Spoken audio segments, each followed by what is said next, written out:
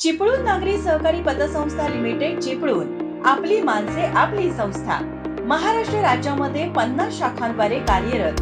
विविध योजनेचा लाभ घेण्यासाठी आमच्या नजीकच्या शाखेशी आज संपर्क साधा।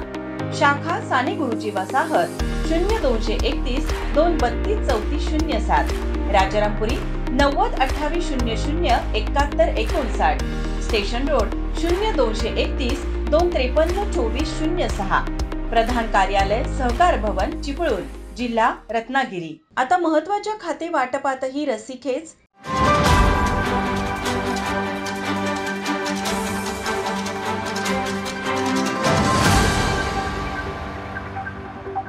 महायुती सरकारचा रखडलेला मंत्रिमंडळ विस्तार रविवारी झाला। आता मंत्रिमंडळ विस्तार झाल्यानंतर लक्ष लागून राहिलंय ते खाते वाटपावर। येत्या 3 ते 4 दिवसात खाते वाटप होण्याची शक्यता आहे।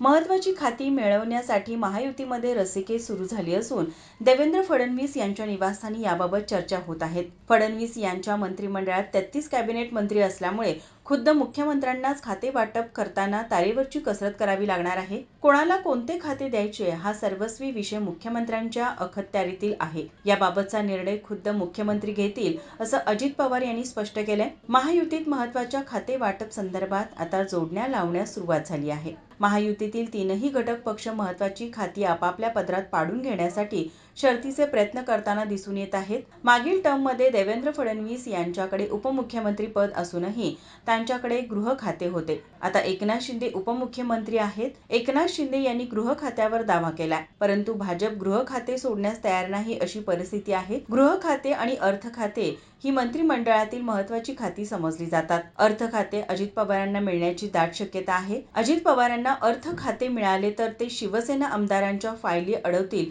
अशी भीती शिवसेना आमदारांना लागून राहिली आहे। त्यामुळे त्यांनी अजित पवारांना अर्थ खाते देण्यास विरोध दर्शवला आहे। त्यामुळे आता कोणाला कोणतं मंत्रिपद मिळणार, महायुतीत मंत्री खाते वाटतात कोणता पक्ष वरचढ ठरणार हे पाहणं महत्त्वाचं ठरणार आहे। ब्युरो रिपोर्ट, माझा महाराष्ट्र न्यूज, कोल्हापूर।